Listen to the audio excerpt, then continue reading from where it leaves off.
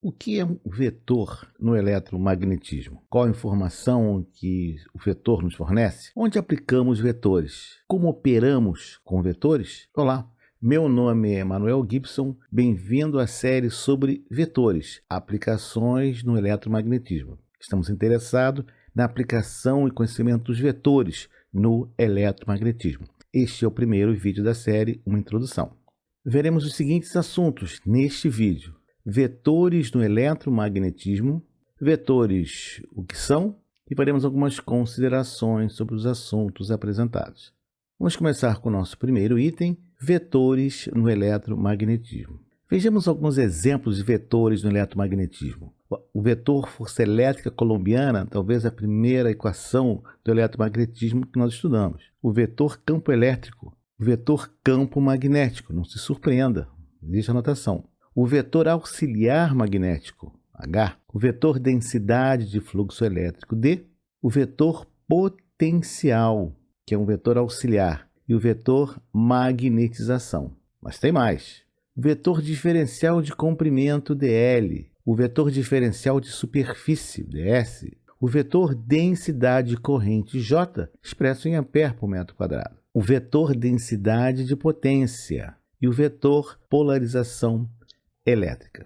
Vejamos agora alguns operadores vetoriais, operadores que atuam sobre campos vetoriais. Primeiro, o divergente. Temos uma série neste canal só sobre divergente e teorema da divergência. E o rotacional. Vejamos agora o operador sobre o campo escalar, que é o nosso conhecido gradiente. Aviso: não se assuste. As equações mostradas a seguir, embora fundamentais, são apenas exemplos de aplicações dos vetores no eletromagnetismo. Nesta série, estamos interessados especialmente nos vetores, significado, operações e aplicações no eletromagnetismo. Ao longo dos vídeos que ainda virão, vamos explicar melhor as equações com vetores, com exercícios resolvidos e comentados, como fizemos com o divergente e o teorema da divergência. Nesta série, vamos começar falando sobre vetores exclusivamente. É só uma questão de tempo para você dominar o assunto. Tempo e dedicação, claro. Nada melhor que relembrar as equações de Maxwell que nos dão a visão geral, a base do eletromagnetismo aplicado. Começando pelo divergente de D, que é a distribuição de carga volumétrica, que também significa que a fonte do campo elétrico é a carga elétrica. A segunda equação é simplesmente a inexistência do monopolo magnético, que nos vai dizer que as linhas de campo magnético são todas sempre fechadas. A terceira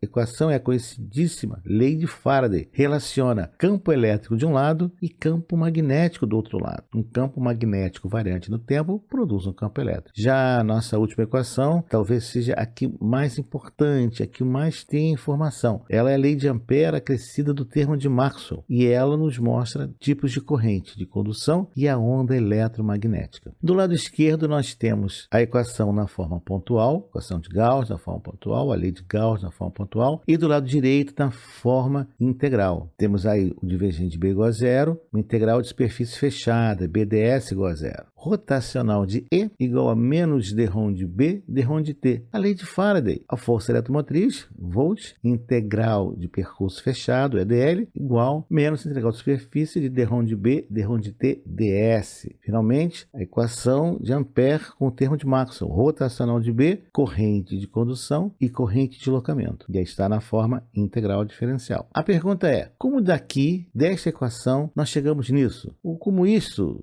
vira isto? Através de alguns teoremas interessantes. O primeiro é o teorema de Green. É tão importante que ele tem três nomes: teorema de Green, teorema de Gauss ou teorema da divergência. Ele relaciona integral de volume divergente com integral de superfície fechada e uma área. E ele nos fornece a carga dentro dessa área. Aí está ela. O próximo teorema é o teorema de Stokes, que agora vai relacionar um rotacional com uma integral de linha fechada. E vamos obter uma corrente, relacionando o campo magnético e corrente. A lei circuital de Ampère nos fornece o valor da corrente em função do campo auxiliar magnético. Dado a corrente I1, por exemplo, no fio retilíneo, como é que nós calculamos calculamos o valor do H em volta desse fio, H ρ de φ igual a I dividido por 2πρ. Então, esse campo auxiliar magnético ele é diretamente proporcional à corrente que percorre o fio e inversamente proporcional à distância. Quando nós utilizamos a lei de Ampère, nós observamos que temos duas correntes, a de condução e a de deslocamento. Por hora, tem mais. A corrente de condução é aquela que você mede com um amperímetro, passa por condutores. Já a corrente de deslocamento é a onda eletromagnética.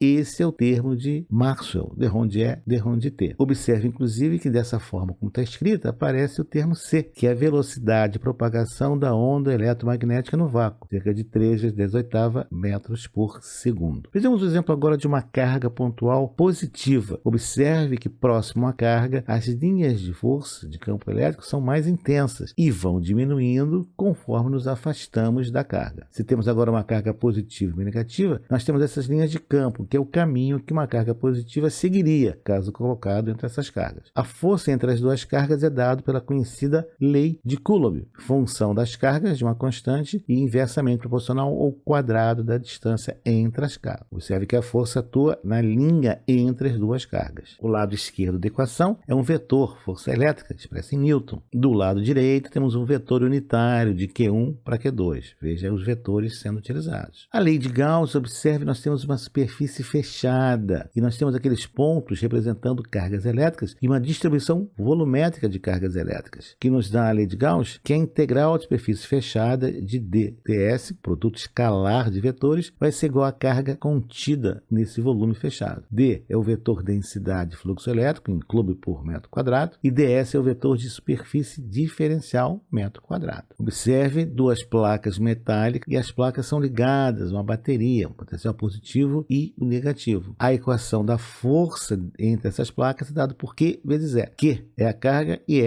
é o campo elétrico entre as placas. E vetor campo elétrico, volt por metro, e F vetor força elétrica em Newton. Observe a carga positiva ou as duas cargas positivas, elas são repelidas pela placa positiva e atraídas pela carga negativa. A direção do movimento é ao longo da linha do campo elétrico, então a força é positiva. Já o exemplo da carga negativa, ela é atraída pela carga positiva e repelida pelas cargas negativas da placa carregada. Por isso, como a força é no sentido inverso das linhas de campo elétrico, ela é negativa menos Fe. Uma aplicação interessante é quando queremos separar materiais, como se fosse uma areia de praia, onde fica impossível você filtrar ou diluir. Então, o que nós fizemos? Carregamos eletricamente os dois materiais que nos interessam e deixamos que eles caiam por uma peneira, eles vão caindo, sofrem a ação da gravidade. E temos placas carregadas positiva e negativamente dos dois lados. Conforme essas partículas vão caindo, vão sendo atraídas pela placa de polaridade oposta e assim vão sendo separadas mecanicamente. No exemplo, fosfato e quartzo. A lei circuital de Ampère nós aplicamos em bobinas, por exemplo, percorrida por corrente. As linhas em azul são as linhas de campo magnético. A equação HDL igual a I. H é o vetor auxiliar magnético, é ampere por metro. DL é o vetor diferencial de comprimento em metro. E a corrente. A equação da força de Lorentz sobre uma carga, que é a função do campo elétrico, da velocidade da partícula e do campo magnético na região onde ela está operando. F é o vetor força de Lorentz, em Newton. E é o vetor campo elétrico, volt por metro. B é o vetor campo magnético em Tesla. V é o vetor velocidade em metros por segundo. Em alguns livros você vai encontrar B expresso em Weber por metro quadrado. Cuidado, nem toda equação vetorial matematicamente correta pode ser diretamente aplicada na prática. Um exemplo, a equação de Biot-Savart. Um loop é um laço percorrido por corrente, I1, gerando campos magnéticos que vão induzir no laço 2. Como é que nós sabemos o valor de B no laço 2? Dado pela equação de Biot-Savart. Problema, como é que você isola um DL, um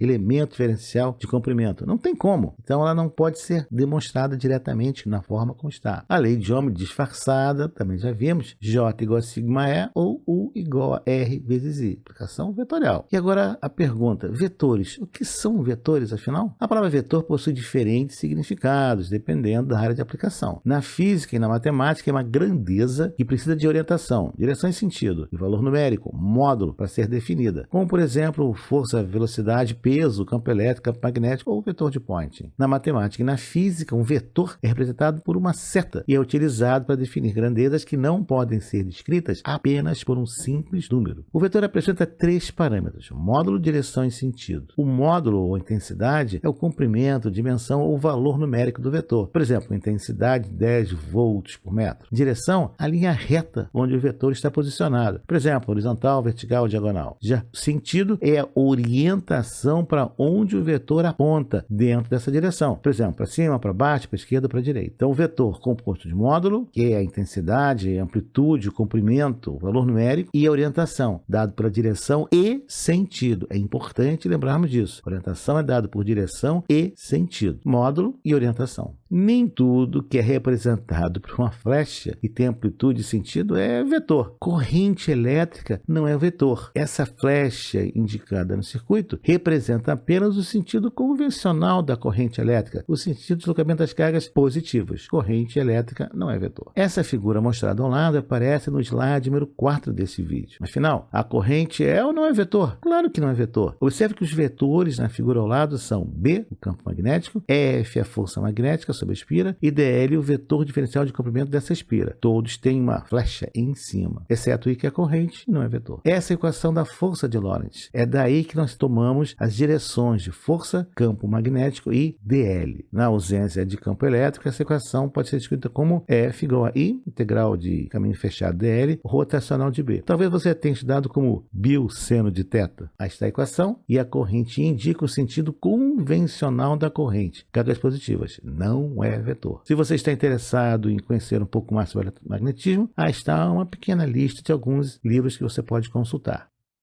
Os vetores são uma grandeza essencial e básica para a descrição e compreensão dos modelos eletromagnéticos. Junto com os operadores vetoriais e o cálculo integral diferencial, formam o arcabouço desta área do conhecimento. Esta é a razão desta série, fornecer uma base aos interessados em conhecer melhor o que são e como se utilizam os vetores no eletromagnetismo. Neste primeiro vídeo, apresentamos alguns exemplos no eletromagnetismo sempre, de modelos e equações utilizando a análise vetorial e também o cálculo diferencial integral. Desde a lei de Ohm, passando pela lei de Faraday, até a própria constatação teórica da existência da onda eletromagnética. Isso é só o começo. E no próximo vídeo, o que nós vamos ver? No próximo vídeo, vamos aplicar os conceitos adquiridos sobre vetores em mapas rodoviários. Afinal, o que o conhecimento dos vetores interliga com o mapa rodoviário? Quais os sistemas de coordenadas utilizados em vetores? Nos vemos no próximo vídeo. Até lá!